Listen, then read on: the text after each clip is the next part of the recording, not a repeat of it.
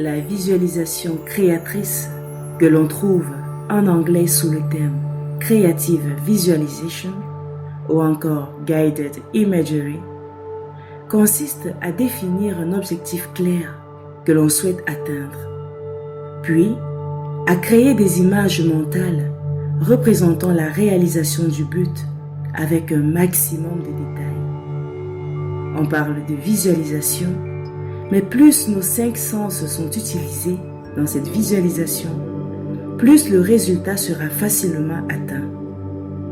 Il ne s'agit pas seulement de voir, il faut sentir, ressentir, entendre, goûter. Dans tous les domaines de nos vies dont on souhaite accomplir des choses, que ce soit matériel ou spirituel, la visualisation est l'une des clés. Bonjour et bienvenue pour cette nouvelle vidéo sur le thème de la visualisation. Je vous demande de vous abonner, de liker et de partager la vidéo. La visualisation est cette capacité mentale que nous avons de nous représenter un objet, un son, une situation, une émotion ou une sensation. Selon son intensité, cette représentation peut déclencher plus ou moins les mêmes effets physiologiques que le ferait la réalité. Quand par exemple on a très peur dans le noir, les manifestations corporelles de la peur sont pratiquement les mêmes que si un monstre nous menaçait vraiment. À l'opposé, penser à une situation agréable amène le corps dans un état réel de détente. On se sert donc de la visualisation pour agir sur des comportements ou des processus physiologiques, par exemple pour accélérer la guérison.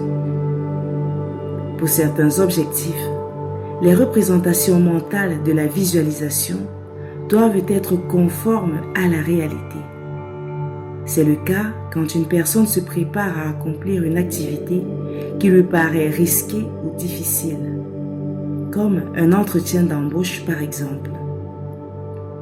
De manière systématique, le sujet se représente tous les éléments de l'activité, le lieu, l'attitude souhaitée, les détails précis de chaque élément du plongeon, les étapes telles qu'elles doivent se dérouler, ainsi que le sujet lui-même en train de surmonter les difficultés.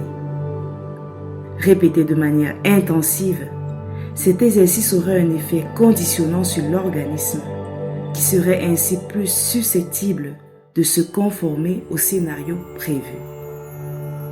Il n'existe sans doute pas de limite aux situations dans lesquelles la visualisation ou l'imagerie mentale peuvent jouer un certain rôle. Certaines études scientifiques attestent des bienfaits de ces techniques dans certains cas.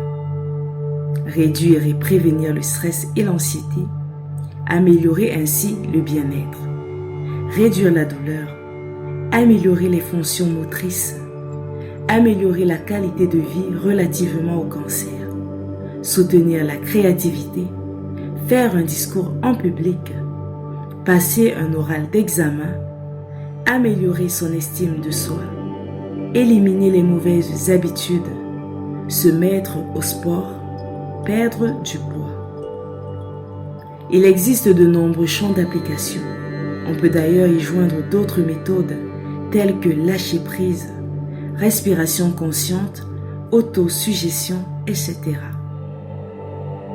Pour effectuer une visualisation réussie, il conviendra de définir clairement un objectif, un seul objectif par visualisation, d'avoir le désir de réussir, d'imaginer réellement une scène visuelle avec le plus de détails possible et surtout d'imaginer que vous avez franchi le cap de la réussite.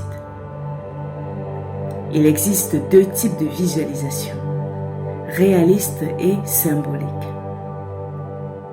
La visualisation réaliste suggère des images réalistes d'une situation, généralement tirées de votre quotidien.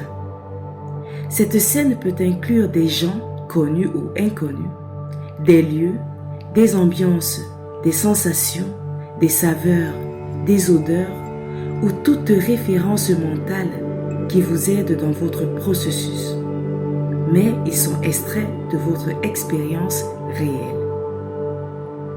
La visualisation symbolique, quant à elle, recourt aux symboles et aux archétypes.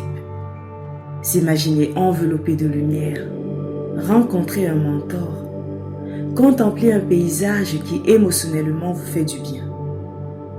Si par exemple un sommet représente la réussite, visualisez le sommet. Si la mer vous procure une sensation de vastitude, visualisez la mer. Chacun est différent et chacun doit trouver la technique ou l'approche qui lui convient le mieux. Chaque pratique doit donc être adaptée aux besoins et objectifs de chacun. Mais le pouvoir de la visualisation peut être stimulé à travers des séances qui durent généralement entre 10 minutes et 1 heure environ.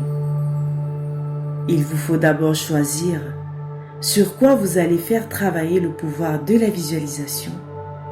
Ensuite, construisez le contenu de votre visualisation. Vous pouvez le faire de façon simple, comme dans notre premier exemple, ou de façon plus élaborée, comme dans le second. La visualisation est une base indispensable, aussi bien pour les partisans de pratiques diverses, magnétisme, magie, clairvoyance, etc., que pour ceux qui suivent le chemin de la spiritualité, méditation, mantra, prière, etc. Vous l'aurez compris, la visualisation en ésotérisme permet de projeter sur le plan physique nos pensées. C'est un outil indispensable dans le parcours spirituel de chaque personne. Elle permet entre autres de développer les différents corps subtils. Il s'agirait donc pour tout étudiant spirituel de pouvoir utiliser cet outil afin de développer son corps mental, définir clairement ses objectifs et de les atteindre.